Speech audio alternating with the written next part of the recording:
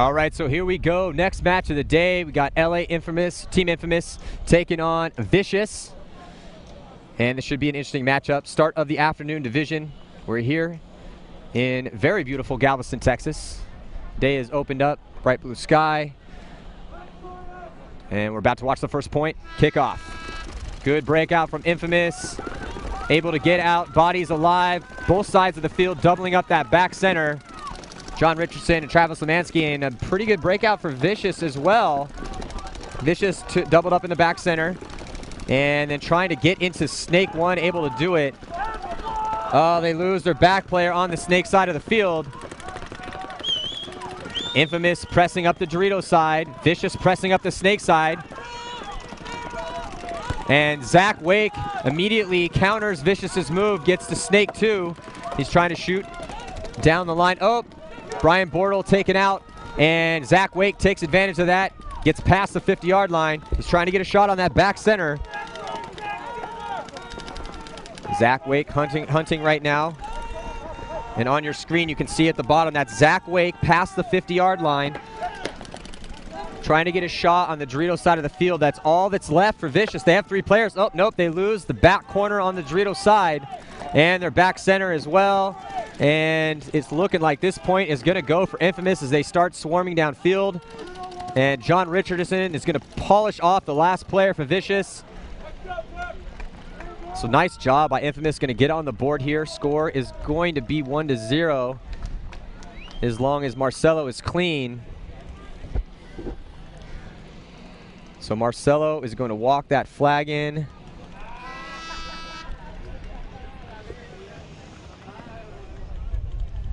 Nice point by Infamous. They look very strong. Interesting story about Marcelo. Marcelo actually had to have reconstructive knee surgery, blew out his ACL, and he's coming back from that, and he looks strong. Infamous fielding a very strong squad this year.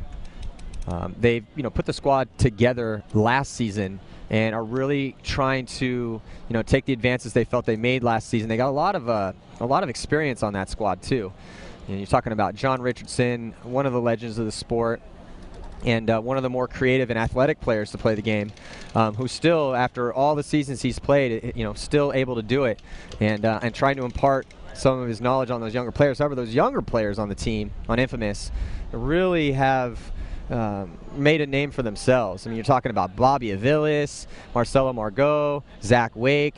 I mean, those are some of the most talented players in the game at this stage, and they've been playing, even though they're young, they have been playing at a high level for a long period of time.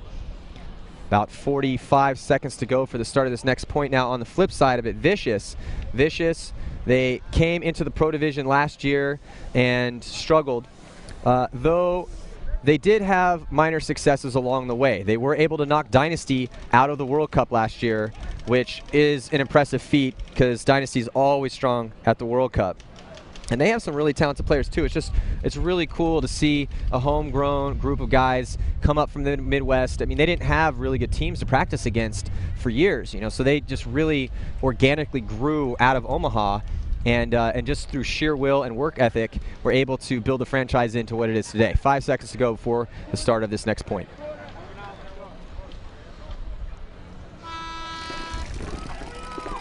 So you're looking at you're looking at Infamous's breakout right now. Infamous able to get out to the back corner. That's Justin Swartz, who was a star on Dynasty for a long period of time, ended up making the move to Infamous last season. And there we go, Infamous able to get into Snake 2. Right now on your screen, you're looking at Infamous dominating the Snake side right now, trying to get those cross-field shots. So Infamous is dominant field position on both sides of the field as they have a player in the 50-yard line, Dorito. Vicious struggling, losing 2 players early. They have 3 bodies left alive. Now the 2 bodies left alive are on the Dorito side of the field.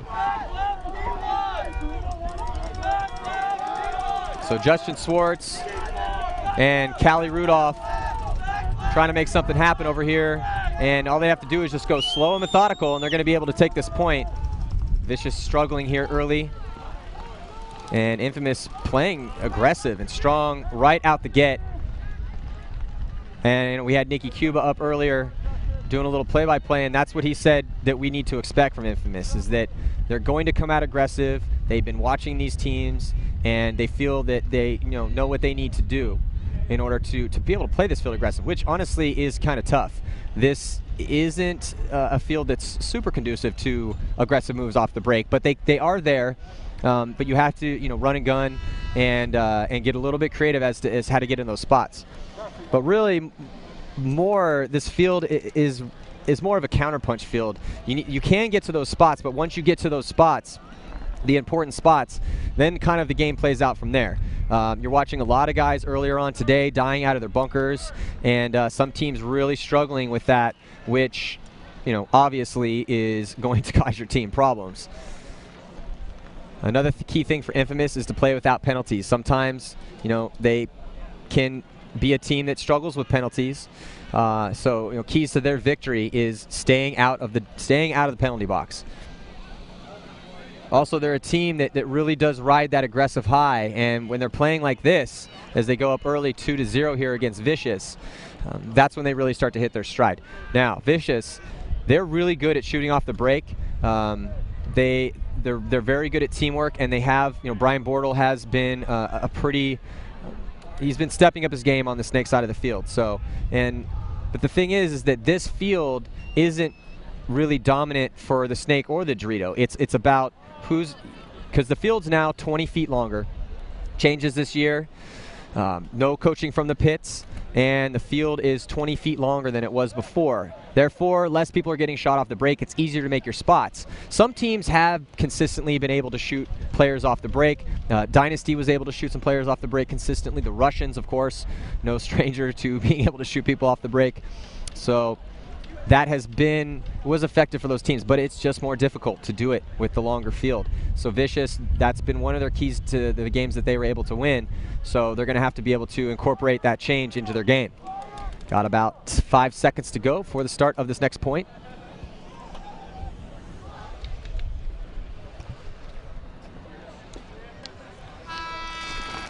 All right, so breakout 5 guns up for Vicious as they streak out both sides. Running and gunning to the stand-up can on the Snake side of the field and the back Dorito corner. And he gets shot trying to get up the field on the Dorito side to try to fill out. It's like Parker trying to fill out for Vicious. He gets taken out. So Vicious just struggling right now to make it out to their bunkers. Infamous is just definitely shooting their lanes effectively and then counterpunching after that and making these aggressive moves. You're looking at Vicious on your screen right now. Oh, just dying out of their bunkers, and that's what I'm talking about. That's really been the struggle for some of these teams. Dynasty, when they were struggling earlier on today, though, they had a pretty decent day. That was their Achilles heel, was getting shot out of those bunkers. Just 2 players left for Vicious in the back corners. And they're going to try to cross it up and stop the aggressive onslaught that Infamous has been able to bring so far. You're looking at Zach Wake right there. That last shot, bottom part of your screen, the Snake. And now you're looking at Vicious, top right-hand corner of your screen, trying to zone up and get a shot on the Snake. Zach Wake making a move to the 50-yard line, Snake. Oh, and Vicious just continuing to struggle. Brian Bortle got stuck in that back corner bunker because he lost so many guys earlier. He didn't have anywhere to go, couldn't make any moves. He ends up getting taken out, so just one Vicious player left alive. And it's Hooker. Chris Hooker, he's a great shot, really good at landing off the break, but just it's really asking too much of him to be able to take out 4 Infamous players by himself as John Richardson walks that flag in.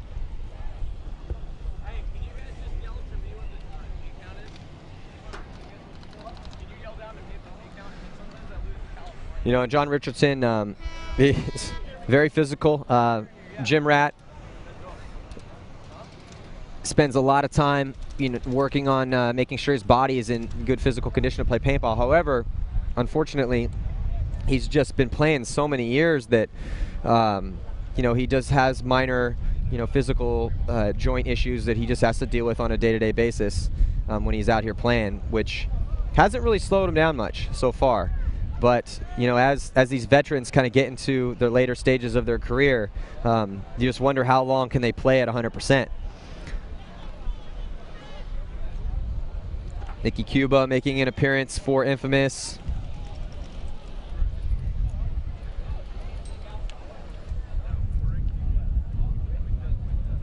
So Infamous complete and utter domination thus far. The score is 3-0. Tons of time left on the clock. Huge point for Vicious right now. They got to get on the board. You know, and this game is a game of momentum. And when you start to see those points racked up against you, and you're looking up at that board, getting ready to play the next point, it starts to get a little daunting when you're seeing those 3 zeros, 4 zeros on the board. So big point for Vicious here. Let's see if they can get something going. So they can't really get started. You know, they're not getting all their guys out to their spots. Infamous is doing a good job of shooting guys off the break. Also, they're having guys die in their bunkers, and you just can't do that at this level of the game.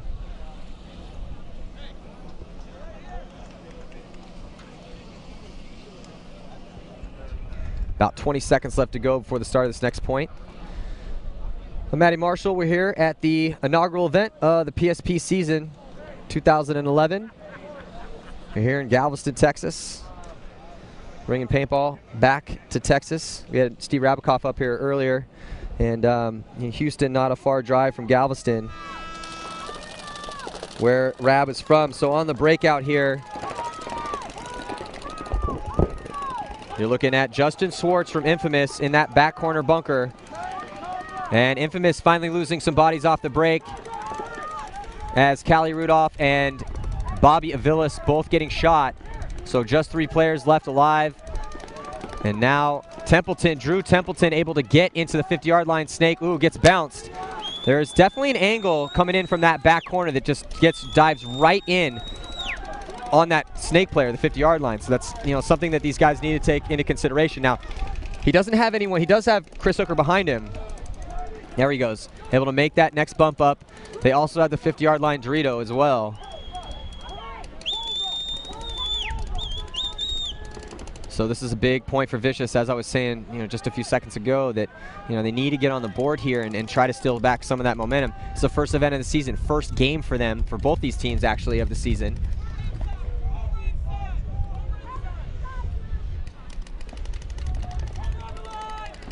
Game slowed down a little bit here. Infamous crossing it up. And we've been seeing that a lot. Once you get those guys stuck in those back 2 corner bunkers, they've just been able to cross up. Now, I'll tell you what I would like to see is more guys not dying out of those back bunkers and making guys come get them, as we're seeing happen right here. This is what I'm talking about. That's what you want to happen. Make that guy make that aggressive move all the way down the field. But you see, Justin Swartz got shot out of his bunker. So if he would have been able to stay alive in there, it would have enabled Infamous to hold off the Vicious onslaught for a little bit longer. So Vicious, actually that's Brock. Oh, Brock playing for Vicious and hanging that flag. Brock, old school Midwest baller, played for Diesel, now on the Vicious squad.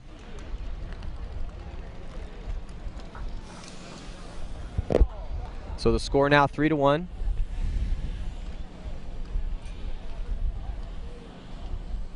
You know, a lot of these teams are running smaller squads. You'll have 8, 7 guys out there, and which is good for the flow, good for the flow of the team in order to get them in their groove. But it gives you less depth, and you know, some of these teams are plagued by injuries, and you know, relatively healthy right now, but you got 2 players on Infamous coming off of knee rehabs. And I'm particularly interested to see how Marcelo is going to play with his reconstructed knee, because was one of those players that he's phenomenal when he's in the zone. Helped the Ironman win some world titles when he was real young, and you know, so he had some paintball success at an early age, and now is heading into more of the middle, still early, but middle part of his career, early middle. And I'm interested to see, being on a team full of stars like, but he's no stranger to that either. But with the talent level that Marcelo has, I'm interested to see what he's going to bring to the table this year for Infamous.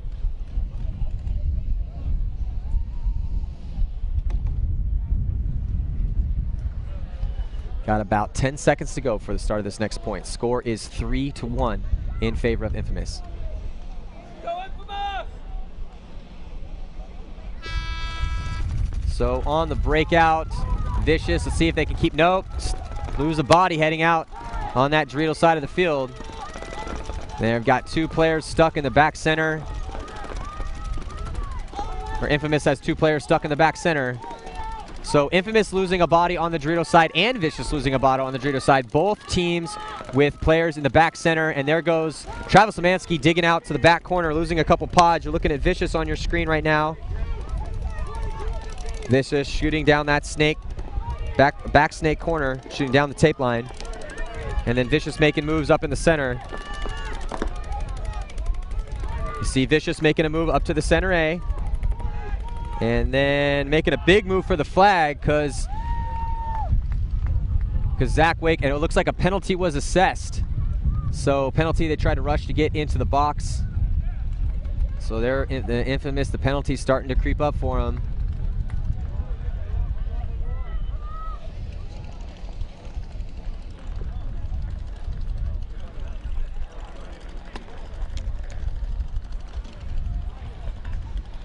So look at this, Vicious stealing the momentum. So I was talking about earlier. You have a situation where this is paintball, and it's very physical, very mentally, or it is physical, but it is a more mentally driven game. And once you start to have that point swing switch over to your side, it really helps you get centered. And a young team like Vicious, they need that. They need that to stay in this. So it was definitely a big point for Vicious.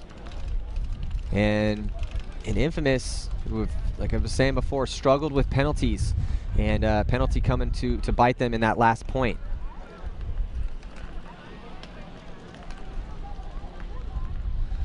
So there's a technical timeout on the field.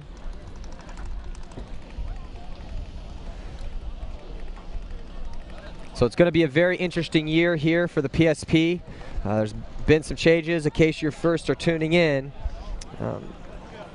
There's new rule implemented where there's no longer coaching being allowed on the pits side of the field, which I think, to be frank, is a very good addition to paintball. I mean, from, you know, when coaching was first brought into the game, some of the players that have been around for a while didn't like it because, you know, it enabled people to be able to counter really good moves by just screaming from the sidelines. Now, you're never going to be able to take the coaching away from the fan side of the field because, well, you know, this is America and you're allowed to say what you want. So, people are going to be screaming from the sidelines. That's just part of the game. But on the pit side, it's really going to free up the great paintball players to display their skills over there, because no longer do you have to worry about pulling off a good move and then getting it ruined by the opposing team screaming he's coming, so you end up trading out with a guy instead of just taking that guy down. We're still on a technical timeout. Score 3-1, 13 minutes and 6 seconds left to play in this match. We've seen a lot of great paintball played so far. It's also been interesting because another thing that's been implemented by the PSP is that they're not releasing the layout of the field as early as they used to. That way, teams that don't have a giant bank account and tons of skids of paint to go through gives them more of a chance, because that way you don't have these people, you don't have the really well-funded teams being able to just grind out and practice 3-4 weekends before the event and perfect the field. I'm interested to see how that's going to affect teams like the Russian Legion. With Russian Legion, they obviously have some of the most skilled paintball players on the planet, talented paintball players, so you can never ever take anything away from them on that front at all. However, and they've trained to be that good, and they cultivated the talent that they had. However, one of the reasons they have been able to be so dominant is because they have been able to practice the field. They have a giant coaching staff, which they're still going to have. But when you have that many eyeballs scrutinizing the game, scrutinizing your players, scrutinizing the game plans, it really enables you to have another level of preparation that some of these other teams just can't compete with on that side of things. And also the other big franchises, the dynasties of the world, the Infamouses of the world that are able to practice a lot. So, and I think we saw that earlier on. You know, we had a brand new rookie team coming into the Pro Division, Chattanooga CEP, Cross-Eye Paintball, and they're out of Chattanooga, play out of Insane Paintball down there. Their player run, been around since '05, but making the big jump to the pro leagues, and they had a mixed day. Penalties haunted them. Obviously didn't play as well as they wanted to, but if I was them, I'd hang their heads high. They played Impact in the morning and were able to keep that a very close game. Ended up losing by a point, and then they got skunked by Dynasty as a pretty bad beatdown. But then they played the Ironman and had a pretty competitive game until they just had a penalty party out there on the field.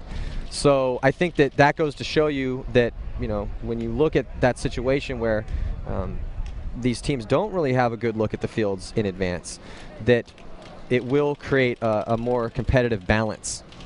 Also, the field is 20 feet longer than it used to be, which I think is going to obviously have less people shot off the break, and with that, you're going to have more people making it to their bunkers, which will enable more paintball to be played, which I think is going to be interesting as well. So with the combination of no coaching on the pit side, the field's not being released, and the field's being 20 feet longer, I think it's going to be an interesting year. And it's interesting as we keep tweaking this game to try to find that perfect format. Wow, so it looks like Infamous shooting themselves in the foot by getting 2 major penalties. And like I was saying before earlier on, Infamous has definitely been haunted by penalties in the past. It's just something that happens to that team, and they're a team that plays on their emotions. They ride that fine aggressive line, and sometimes it comes back to bite them, and it's definitely biting them right now. So, and the penalties, there's 1 minute minors, 2 minute majors, and if you get a minor penalty and lose the point, it comes off the clock, it comes off the board. If you get a minor penalty and you win the point, then that penalty will stay on until it lapses. 2 minute majors, they stay on regardless. Doesn't matter whether you win or lose the point, you have to serve the time for that major penalty. So they got Greg Sewers, John Richardson, and Kevin Callie Rudolph out there for Infamous to try to get the team back out. Now, on this field, I would try to break out wide, take those back corners, and then just grind that time off. Got about 18 seconds to start or 18 seconds to go before the start of this next point. We got ourselves a 1-point match right now. Vicious clawing themselves back into this game. The score is now 3-2, and have a major power play going on right now with Infamous having to sit 2 players in the box.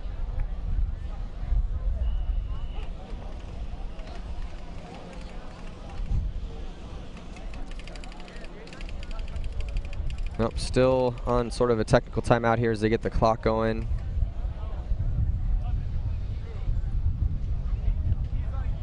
I'm interested to see how aggressive of a breakout Vicious is going to use,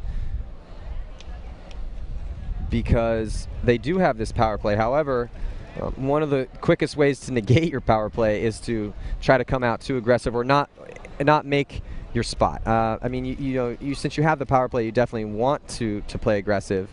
But if Infamous is able to shoot a couple guys, they're going to tie it up on the body count real quick. And again, just try to grind out that time. That's the biggest thing right now. Anytime you're in this situation and you're Infamous, you really want to just try to make your spots, bring a couple extra pods, shoot your guns, stay alive, and try to just effectively grind that clock down.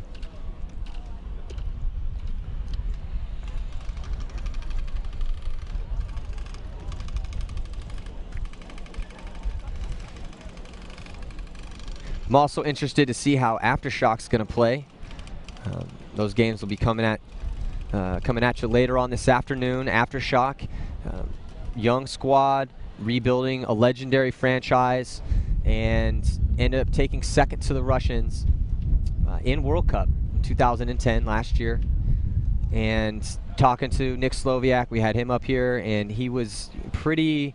I'm always impressed at the mind state that team has. They're very honest with themselves, and they really kind of understand mentally what needs to be done to try to put themselves in the best position to win. And I'm interested to see how they come back, because they did get destroyed by the Russians in the finals. They played amazing to get to the finals, but once they got there, they got skunked 7-0. Wasn't a pretty game. Had a lot of time, a real big hard time staying alive, and off the break. Now, again, with the 20 extra feet and the off-season break, I'm interested to see what they're going to bring to the table.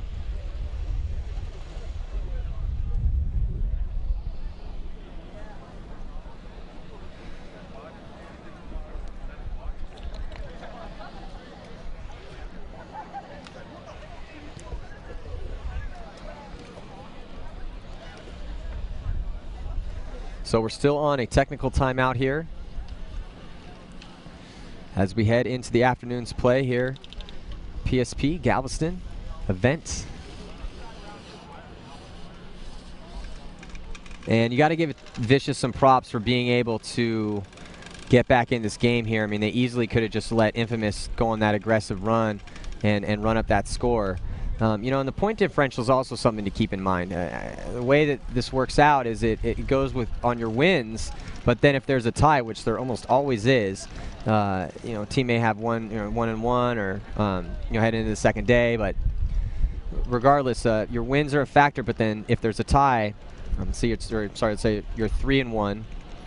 Another team's 3-1 or 2-2. It's going to come down to that point differential. So when you lost, how bad did you lose? You know, for a team like Chattanooga, they took that whooping against Dynasty. That's really going to affect their point differential. Whereas, you know, the Russians actually had a mental mistake earlier on too, where they were winning the game and they let the time lapse instead of hanging the flag, because they were just kind of lackadaisically checking each other, which you know, that's something that really you shouldn't let happen when you have a team of that stature and experience, because that point, I mean, it would be really be a tragedy for them and their fans if that 1 point could come down to the difference of whether or not they make it in. Still on a technical timeout here. So yeah, interested to see what sort of aggressive play we're going to see out of Vicious. And you know, again, to talk about the Vicious franchise, you know, Greg Pauly has done a really good job, and the Bortles that support that team. They've done a really good job of honing their homegrown talent into professional paintball players, and they did it smart. They were able to really methodically progress up through the ranks and win different divisions until they finally made it into the pros. Then now they got into the pros last season, and they definitely struggled a lot. You know, they really did struggle. You're looking on your screen at the fans that have amassed to watch this game, heading into afternoon's competition. I'm really also interested to see what Tampa Bay Damage is going to bring to the table. That's a team they're going to be coming up and playing later on this afternoon. You know, Tampa Bay Damage, they are another team that has mostly homegrown talent, and they play a really aggressive style, that southern kind of brash, in-your-face, smash mouth paintball. That also another team coming up here in the afternoon bracket. That's going to be interesting to see too. It's as X Factor. X Factor is, you know, the local guys right now. I mean, they're out of San Antonio. They're not out of this area of Texas. But at the same time, it's a team that they've been hit or miss. They've not performed as well as they would have liked to historically. But they've had a lot of successes. They've won tournaments. They've, you know, proved to their peers that they deserve to be here and as one of the top teams at times. And they've really kind of put together, like, you know, bringing their boys back together. And I'm interested to see what they're going to bring to the table for the 2011 season. So we're still on this technical timeout.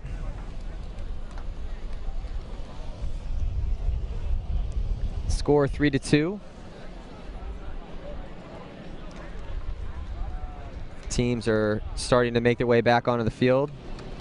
And we're getting the signal from the referees to get it rolling.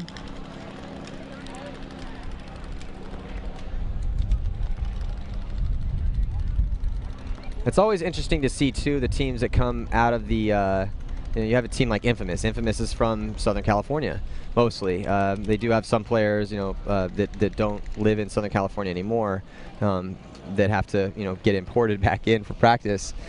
But I'm interested to see, a team like Vicious are from Omaha, and it's pretty cold in the winter in Omaha if you've never been there before. And they don't necessarily get a chance to practice as much as they would like to heading into the first events of the season. All right, here we go. All right, so good breakout from Vicious, 3 guns up, and able to get all the way up on the Dorito side. Infamous didn't break out wide. They took the 3 closest back bunkers, but important for them, everyone's alive.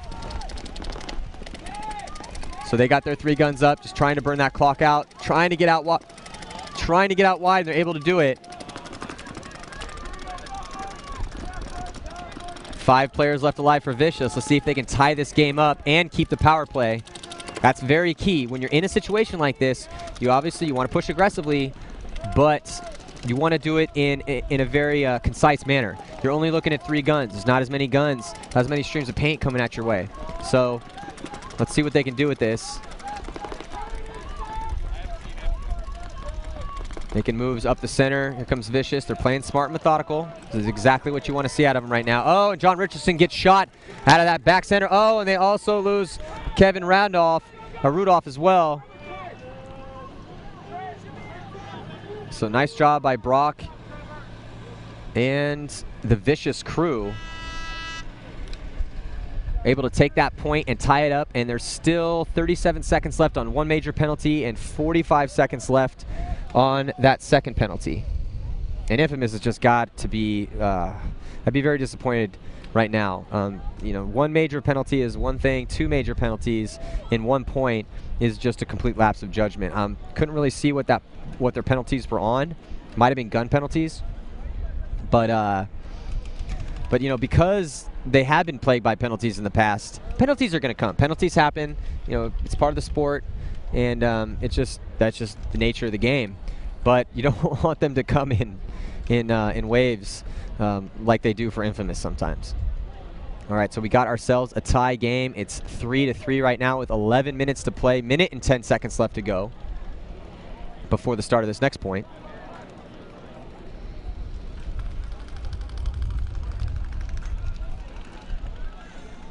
Both teams slow to put players on the field for this next point.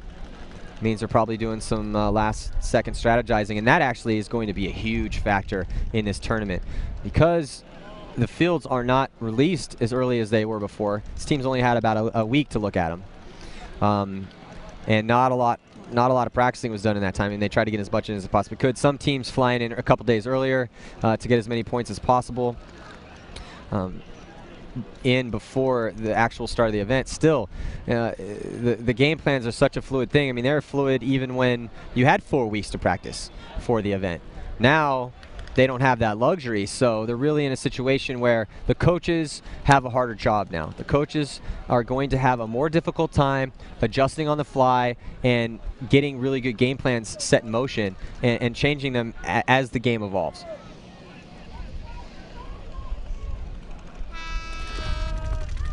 All right, so all tied up at 3 apiece, and on the breakout, Vicious on the power play. Big move up in the center. They send, looks like Parker all the way up to the center of the field. And he's trying to cut down that Dorito side. He's still alive. Vicious 5 strong. Oh, and Infamous loses Nicky Cuba. And they lose another player too, so just John Richardson. He's going to get a back massage right now. And Brian Bortle running that flag in to try to preserve the power play. So here comes Team Vicious taking the lead. Score is going to be 4-3, and those penalties just haunting Infamous right now. Only 1 second left on the first major penalty. 9 seconds left on the second major penalty. Now, the 1 second is not going to be a big deal. But where it really comes into play, and why you always, even if it's just a couple seconds, why you want to keep that time on the clock, is because the breakout's so crucial in paintball. And to have 2 less guns off the break, even if on a 1 second delay, still that's not it's not just 1 second. It's the fact that he's behind a netting, so he's going to have to break through the netting and get his gun up and then shoot. So it's actually going to be a decent enough time so that Vicious is going to have a higher chance and higher probability to get out clean. Got about a minute to go here for the start of this next point. And Infamous is played kind of flat here, down bodies. They're not necessarily, maybe not flat. I can't tell from here what's going on in their pits, but they've made it to their spots. It's not like they're getting shot off the break. They're just dying out of their bunkers. And it's tough, though. If you get wide on this field, those middle bunkers in the back get pretty small. And you're definitely watching that being the case for Infamous, where they're just not quite able to live in those bunkers. And it's been their downfall right now on this run that Vicious has been going on. 15 seconds to go before the start of this next point. The score again 4-3 in favor of Vicious.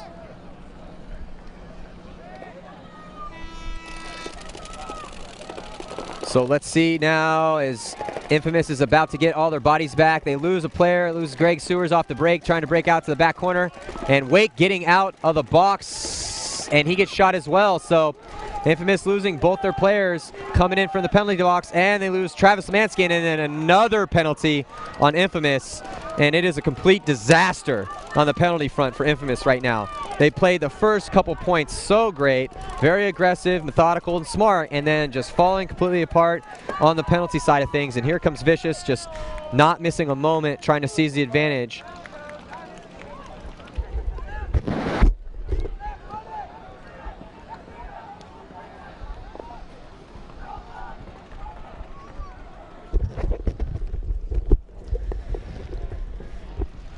That flag being walked in right now, and they're trying to burn some time off the clock. Score is going to be 5-3 in favor of Vicious, and that minor penalty for Infamous is going to come off again. 1 minute minor penalties come off the board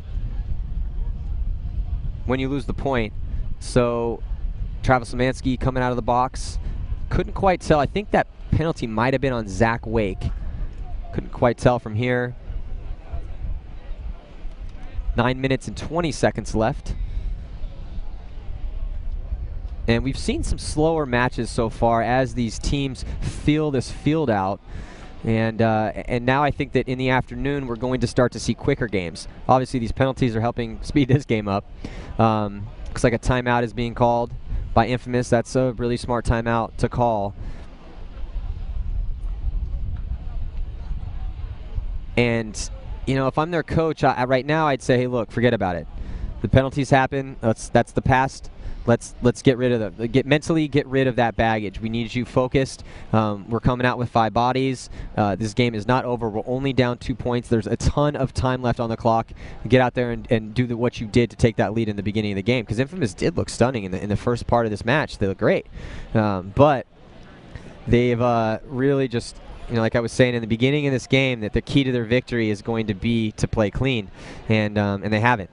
They have not played clean, and they've gotten 3 penalties, 2 majors at the same time, and that's really affected them. And but when you get penalties, you just can't let it seep in to the mental aspect of the game. You have to, really kind of, and that's what I'm saying. If I was the coach right in there right now, Tom Martinez, I would really be adamant about making sure that you free yourself of what happened those past couple points and come out strong here. But yeah, like I was saying, the games are going to probably speed up a little bit as these teams learn the field, because what happens to slow down the action is that they're just not quite attuned to what's possible. And because these guys are the best in the sport, they will figure that out sooner rather than later, and you're going to see these crisp moves, which we saw. Actually, Infamous came out the gate. They didn't come out slow at all.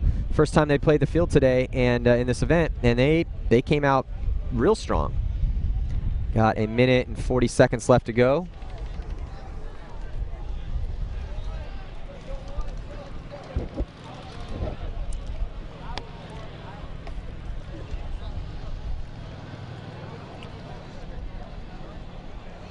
So let's see if Vicious can handle all 5 Infamous players.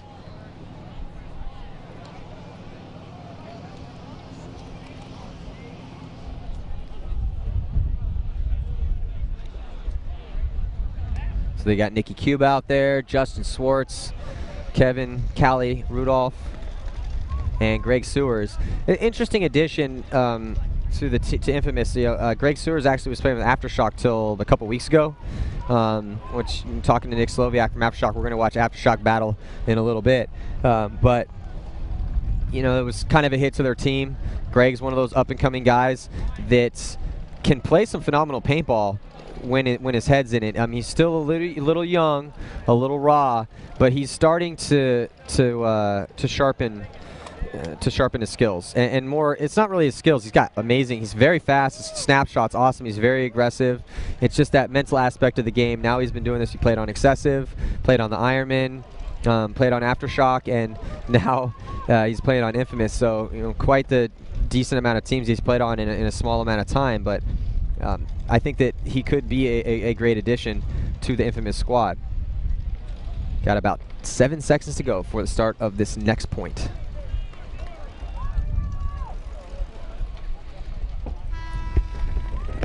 All right, this is Vicious on your screen right now, trying to break out. That's Brian Bortle, and trying to get the stand up behind the snake. He makes it. Looks like he got bounced. Boom. And there, Infamous making a big move into the snake. Oh, but he ends up getting shot. That's Justin Swartz.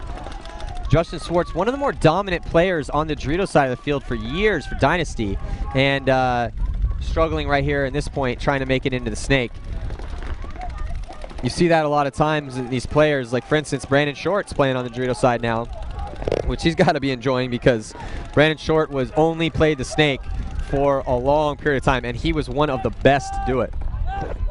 Now Brian Bortle making his way into the snake.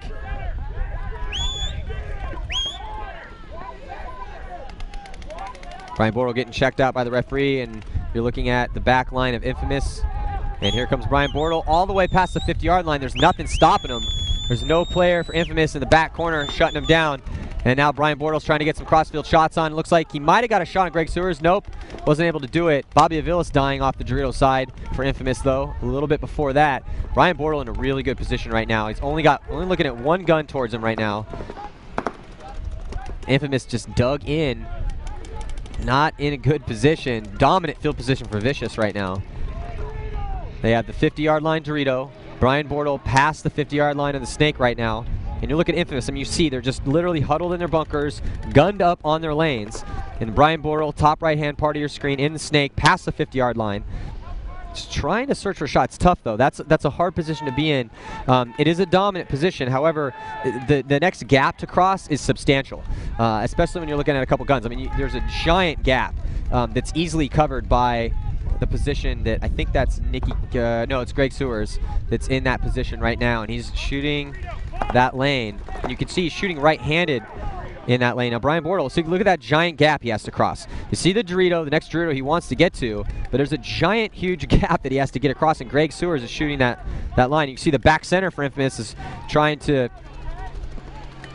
play out in the middle. That was Nicky Cube. I'm not sure what Nicky was doing out there. Nicky gets taken out. Oh, and a major penalty on Greg Sewers. And Infamous is just falling completely apart right now. Falling completely apart. So Infamous has got to be real frustrated now. Right out the gate, looked amazing in their first couple points, and then the penalties set in.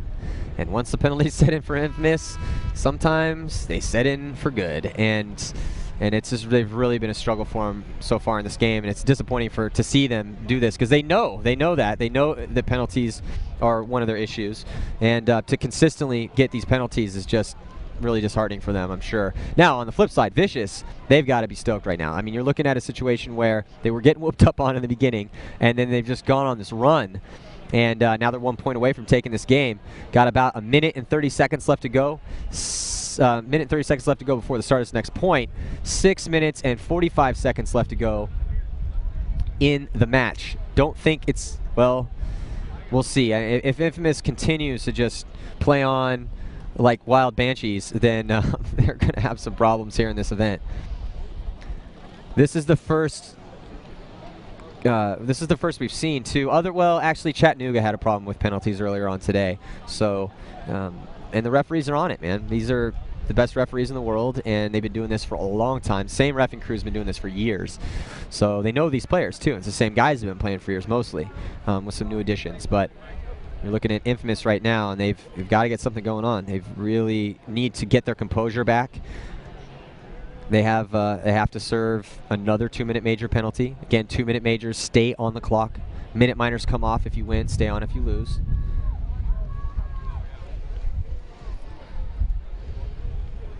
Vicious really should be elated at the fact that they're 1 point away from a victory here.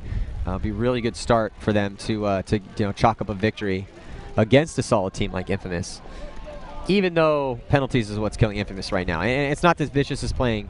They're playing very well, but I would be interested to see how this game would be going if Infamous wasn't just letting the refs let the flags fly. 2 doubled up in the back center for Infamous, and Vicious loses Drew Templeton trying to get out here on the Snake side. And there we go. Wake able to get all the way past the 50-yard line. He's in the Snake. He's going to try to come around there. He should go around. No one's stopping him. There he goes. Now player slides in. Mighty got a shot on him. They're going to have a gunfight. Oh, and Wake losing the gunfight.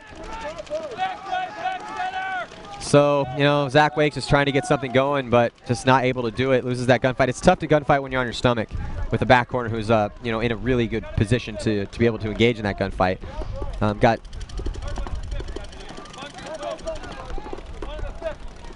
Infamous still in the Snake though, and there is enough time. I mean, we have just under 6 minutes left here in the match, and they're gonna get their player out of the penalty box in another 59 seconds.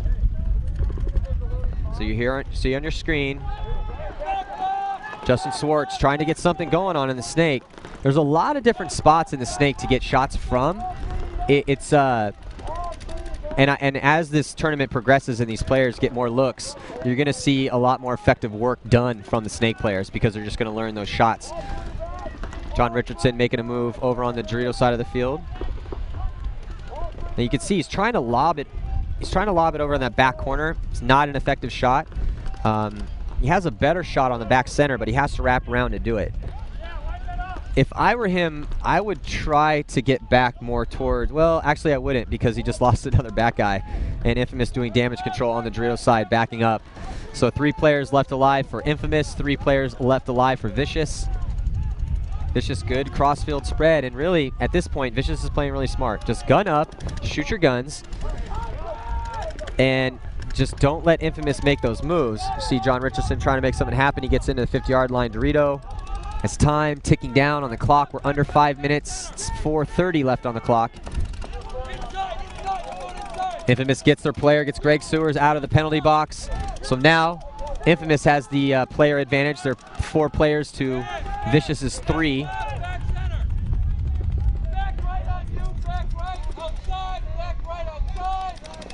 I'm interested to see what Greg Sewers is going to do with this here. He's the swing. He's got the ball.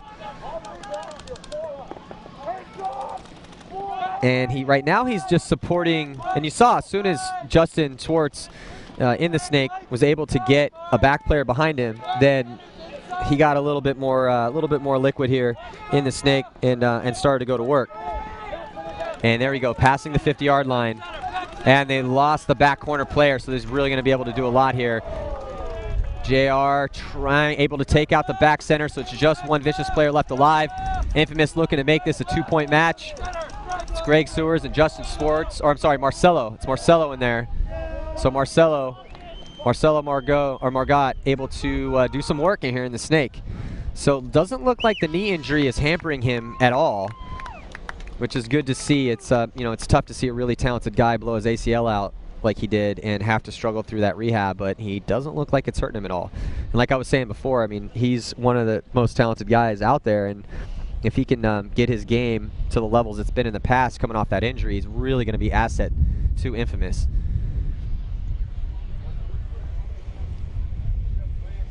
So it's going to be 4-6 with 3 minutes and 23 seconds left to play, that's enough time for 2 points. This is a slower field. The teams have started to play it a little faster, but Vicious really needs just to get out wide and shoot their guns, carry an extra pot of paint, shoot that lane. And I think a lot of times when you hear that, when you hear, okay, get out wide and shoot your guns, that doesn't mean engage in unnecessary gunfights. It means that if they let you get a dominant position, roll your gun. That's where it comes into play. You basically want to stop the other team from being able to play paintball, and if you're constantly tapping their bunker, and not necessarily shooting, you want to shoot the bunker a little bit, but you want to shoot that just an inch off the corner of the bunker, and just keep them from being able to make those next moves. And also shoot the gaps. If you get put in, if you're in a situation like this, 3 minutes and 23 seconds left to go, and you get put in, and you do have some good positions in the backfield, then you shoot the next gap. So when you get put in, it's not like you concede that. You immediately need to start peppering the lane that player is going to run through with paintballs, because they have to run through your paint.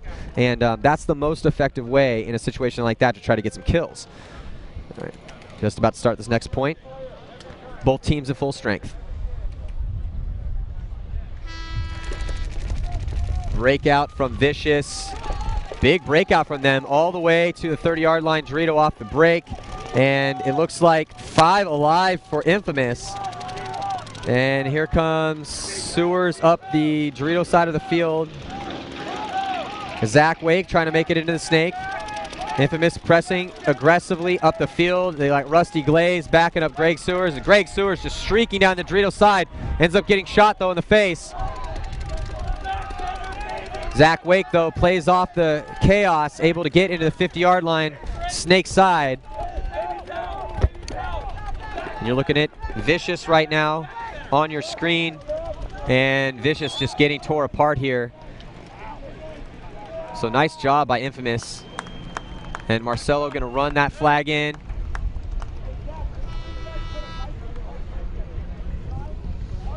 So nice job by Marcelo. And I kind of saw him, I don't know, was he limping a little bit? Kind of looked like he might have been, which again, with that knee injury, yeah, I can't quite tell. So we got ourselves a 1-point match with 2 minutes and 28 seconds left. Infamous doing a good job to get back in this. And I've just been joined by Tim Montresor from Old School Philly Americans. Yeah, representing the Canadians now. Representing the Canadians now. Well, welcome up to the booth. Yeah, got a nice breeze going here. Yeah, it's a good view from up here. Yeah, it's way better than down there. Yeah, good breeze. Beautiful day today. Yeah, no, this is pretty much perfect. You can't really beat this weather. How's Pennsylvania these days? Yeah, it's Pennsylvania. It goes. A lot of snow, a lot of rain. So. Good times, though. It was actually voted the #1 best city to live in, though. Pittsburgh? Yeah. Pittsburgh is awesome. Love Pittsburgh. It's a good time. So I was only going to live there for 1 year, and now I've been there 6 years. Wow. So it just sucks you in. It's a good spot. Yeah. A little brutal in the winters, but it's a good spot. Yeah. Better than Detroit, though. Yes, so. Better than Detroit. Detroit, Pennsylvania, it's a little bit nicer. Yeah. So we got ourselves a 1-point match. Infamous.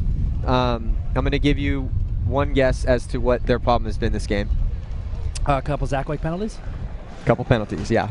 Yeah, no, we wasn't even Zach Wake, I don't think. Really? Yeah, well, I think he did get a major penalty. I'm not quite sure, but they've been just, I mean, it's just been a red flag party down there for the referees. Yeah, we practiced Infamous actually Thursday and a little bit yesterday as well, and they're playing well, but they just pushed the envelope a little bit.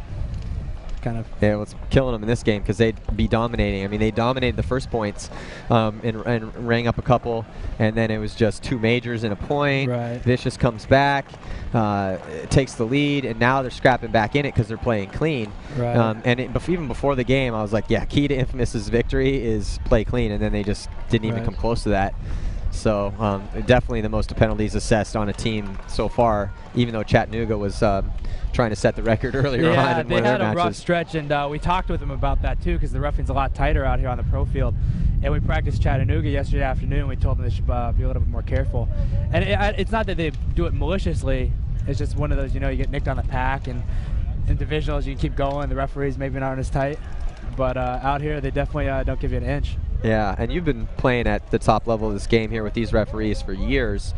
And you actually are one of the cleanest players that I've ever seen. One penalty since Phoenix of 2008. Yeah, I know. One penalty till now. I remember when we were taking the stats last year, and which is insane because you get a ton of reps. Yeah. You play like almost every point a lot of times. It's funny too because the 2 years before that, I was second in the league behind just Oliver for 2 consecutive years. Well, you learned your lesson. Yeah, and it's you just gotta not push the envelope. You gotta trust your guys behind you, and you gotta say, hey, maybe I gotta take a second and check myself. Yeah. I know the guy behind me will cover that zone.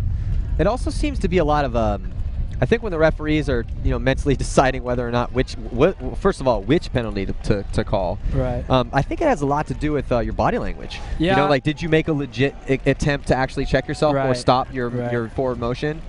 And you're pretty good at that, Maybe you learned your lesson. Yeah, no, I learned a lot of lessons. I spent a lot of years in the penalty box. Actually, that was when they pulled the other people. So usually, like, Jay Tro spent a lot of time in the penalty box before me. We were just talking about that last night. He's like, man, I think I spent more time in the box during some matches because of you. They got to be on the field. I was like, maybe. All right, so we got about 5 seconds to go for the start of this point. 2 minutes and 28 seconds left on the clock. Score is 5-6 in favor of Vicious. All right, and on the breakout, let's see if Infamous can get all their bodies alive. They are, and you can see on your screen they doubled up in that back center and then trying to get out, and they lose Zach Wake. Vicious loses Brock out of the back center. This is kind of a tough spot, though, because now with Marcelo out in the snake corner over here, Travis has to kind of work into the snake, which really isn't his forte. Yeah, and this is going to be interesting to see if, okay, here we go, move up on the, that's Rusty Glaze on the Dorito side of the field. And trying to match it now is Vicious. Yeah, Marcelo needs to really not get hunkered down in this corner and make a move to counter Vicious in the snake. Because he's the only one that can really stop him from coming all the way down and shooting Rusty in the back. Oh. And you can see on the left-hand side of your screen, 3 Vicious players zoned up right now. And that's really all they need to do with 1 minute and 36 seconds left. Though Infamous does have Rusty in that the 50-yard line Dorito, so he's in a position to potentially get some kills. But you can see that got a little here he goes. there. So Rusty trying to make something happen, runs into some guns, not effective. And here comes John Richardson. He's trying to make something happen. Minute and 15 left. I can't tell Travis and JR apart sometimes when they're in the back center. And here comes Greg Sewers now trying to come up on the Dorito side. And all they need to do is just try to tie this up. They got 1 minute and 5 seconds left to do it. Big move by Vicious over on the Dorito side of the field. I believe to get into that Dorito 50. Yeah, JR needs to keep going. If he can get to that next knuckle of the snake, he can shoot the 50 out. This will be a huge kill right here. Yeah, he's in a good spot. Let's see if he can get his, gets his shot cross field. Nice job by JR, putting in some work over here on the snake side. Open. Greg should be making a move now, wrapping in on this little race. Yeah, Greg needs to, someone needs to help him. He's got Marcelo behind him. JR's got Marcelo behind him, and he starts to streak downfield. And he makes a huge move all the way to the stand-up temple in the center of the field. He's going to try to cut a seam right here. That's the move. Here he goes, tries to cut the seam, ends up trading out, and then JR on the stunt. 22 seconds left, and JR is going to polish off Parker as the last player. Let's see if they have time to hang the flag. I don't think JR realizes how much time. Yeah, he does.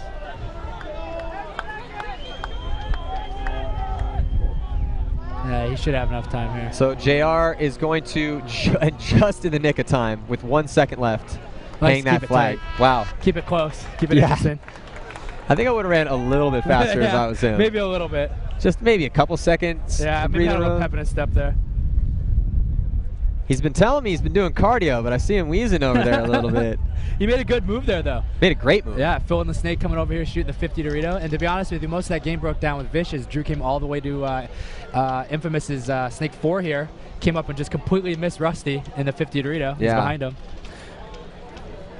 That opened the game up for Johnny to come in there. That was a very, very clutch by Johnny to step up right when his team needed it, and literally with 1 second left, hang the flag. That's what Johnny does best. Yeah, that's what he does do best. That's why he's Johnny Richardson, man. I heard it might be his last year. He told me that yesterday.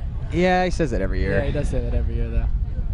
I asked him, I said, what are you doing here? I thought that last year was your last year. He goes, no, this is my last year. Yeah, okay. We'll see. Yeah, he is getting up there, man. I think he's 36 now. Really? Yeah. I mean, he's in really great shape. Yeah, he is. But the thing is that even though he physically is a specimen, the joints just don't work as well as they used to. You know. No, I hear you. And I mean, I'm sure you're probably starting to feel the pinch after all those years. Yeah, the first time ever I start like playing paintball and I wake up, I'm like, man, things are starting to hurt. They never really hurt before. Yeah, it's called getting old, brother. Yeah, it doesn't sound too much fun. How old are you now? 27. I just turned 27 in February. Yeah, you still got to get another probably 6 years. Yeah. It just progressively. Yeah, it just doesn't get any better, it seems. Well, the problem is it's a pretty brutal game on your joints because you're diving around, you're crawling around, and the knees it's not a very forgiving sport on your knees particularly. My chiropractor hates me. Says it's really not a smart move to be out here diving the way we do. Yeah. It's okay, though. I'll deal with it.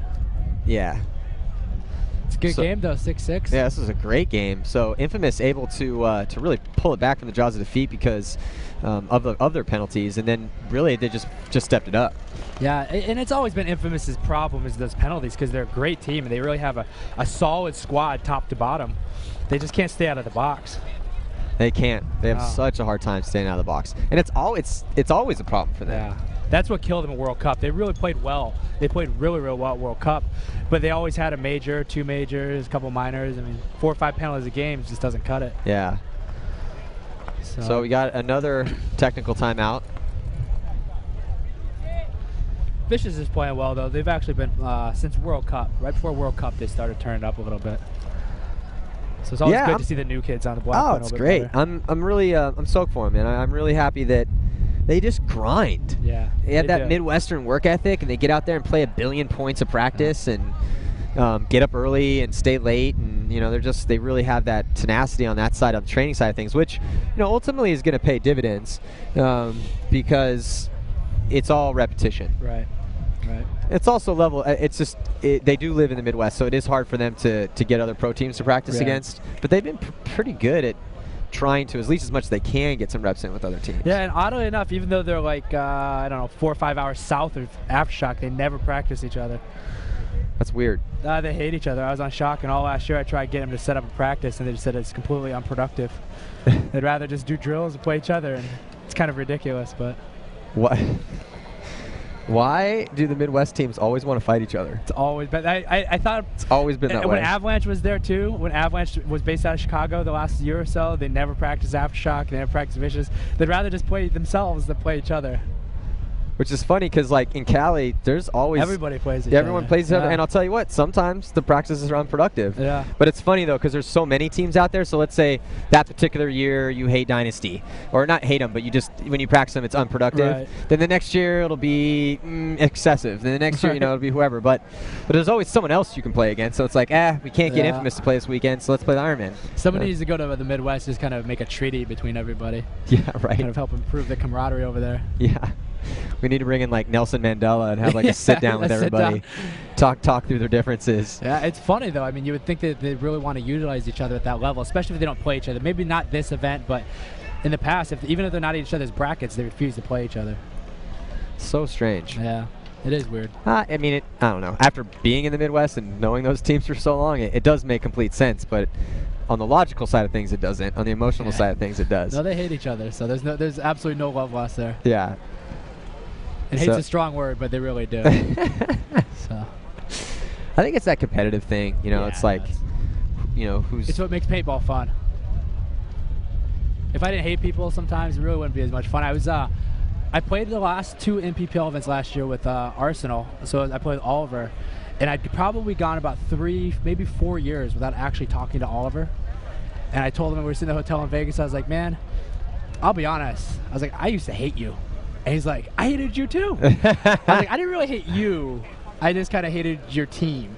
And then because you were there and you're loud, I hated you the most. He's like, I hated you the most too. It's like, well, I don't have to hate you anymore. He's like, well, I don't have to hate you anymore either. Which is funny because, like, I'm really good friends with you, and I'm, really good friends with Oliver, and I've known him for a long time. And you guys are both great dudes. Right, yeah. So that's what I told him. I was like, you actually have a really nice dude. He's like, you're okay, too. I was like, well, at least we're making progress here. But that's what makes it fun, though, that rivalry, Nah, it is about rivalries, too. And it was funny because that was like, and I remember we talked about this before, but which was funny because I ended up being such close friends with all the Philly guys. But when I was raised in paintball, I was raised to hate the All A's. Hate the All A's. You respected Aftershock, right. though you hated them on the field. And we always got in like crazy, almost fights on the field with Aftershock. But everybody did. Right. Aftershock wanted to fight everyone back in the day. Yeah. But yeah, we just despised the All A's. And then when we actually got to, especially when all the new breed guys came on the team, and then, but even when I got to meet, Billy and Adam were fun too, So it's, you know what it is. It's like, yeah, that's how it was for me when I joined the All A's. I just hated Aftershock. Hated everything about them. Yeah, and I know it's funny because like back in the day, you didn't really kind of get to hang out with the other teams, kind of when there wasn't as many events. So there'd be 5 events a year, and that was it. You'd go and you just stay with your crew, and then you just play them. So you really kind of hated the mystique of the team really more. You're not hating the individuals. Well, some of them you hated. Yeah, no, some people you still hated. But I think a lot of it too had to do with the budgets as well, where you had to kind of pick your teams regionally, and so you had to have people from the Midwest. Like the Ironmen were always all California guys. So after the conference, after the zebra party down there, they have decided that it will be an infamous player in the box, or a vicious player in the box. Huh. I wonder what that was for. I wonder what happened. Because it looked like Marcelo ran up and bunkered the back center, but Johnny shot the guy in the little race bunker, I think.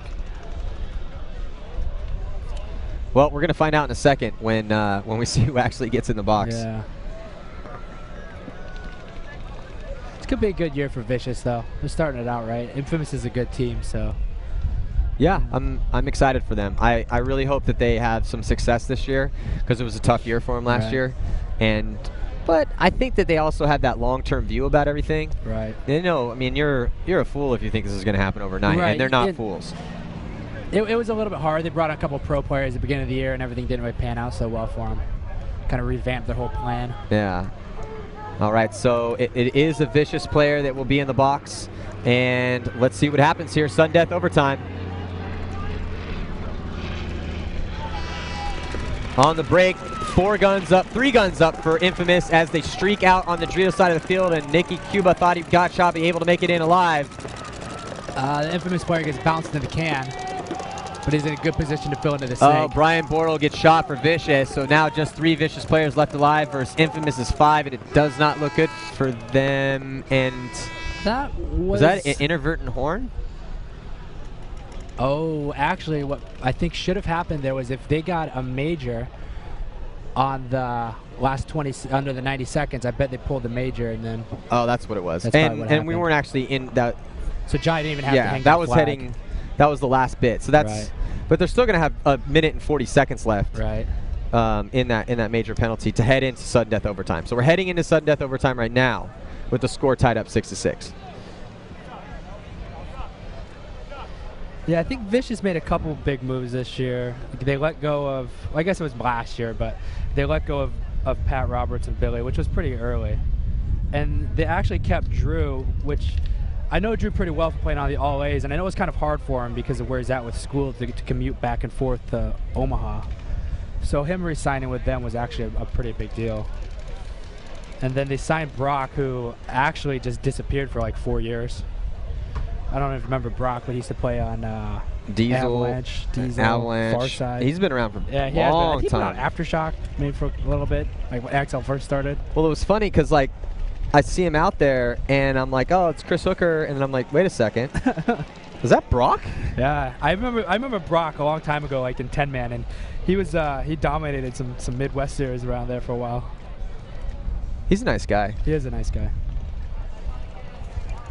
I think the way the field's set up a little bit here suits him a little bit better. Some of the bigger bunkers back here, the stand-up. Yeah, it does help to, especially, it's interesting because you're seeing a lot of teams double up that back center, which you can get trapped back there, though. Yeah. No, I don't like it, but, for some guys, it's their thing. Yeah. Makes you a big target back there. Got about 20 seconds left to go here for the start of this last point. Score tied up at 6-6. We're heading into sudden death overtime. Greg Sewers is out there. He's getting a lot of reps. Yeah. They just signed him a couple days ago. And I keep Greg. he's not a young. He's still young, but he's not young in the sport anymore. Yeah, he's been around for a while. He's been on 4 different teams, I think, or more. So on the breakout here in overtime, and it looks like 5 players left alive. Nicky Cuba immediately into Vicious got a major penalty, though. Brian Bortle got shot in the leg. Oh, wow. And that ends that. And that's it. Yeah. That was a tough one. I'm not sure if that was a major. Yeah, I was looking over at Infamous at the time. So what do you, what do you think about that? He got shot at his leg coming around that little race bunker, and I guess he took a couple extra steps and didn't really slow down. So it's kind of a discretionary call. Should have definitely been a penalty, but I don't know if it was a major. Well, it's unfortunate for Vicious because they did look like they were going to win this match, and I'll tell you what, Infamous has got to be pretty happy considering that they had a ridiculous time with penalties this game and still were able to claw out the victory. I'd like to say that maybe Infamous learned their lesson from all those penalties, but I don't think they did. So I'm going to go with no because they won. If they had lost, maybe they'd go, but the same thing happened last year. Even if they lose, it doesn't really teach It doesn't matter. Yeah, they're not learning the lesson. But all right, so our final score here, Infamous 7, Vicious 6, hard-fought battle. And we got tons more paintball coming at you. I got Tim from the Canadian team now, from Edmonton Impact. And we will be coming back at you with more paintball action. Don't go anywhere.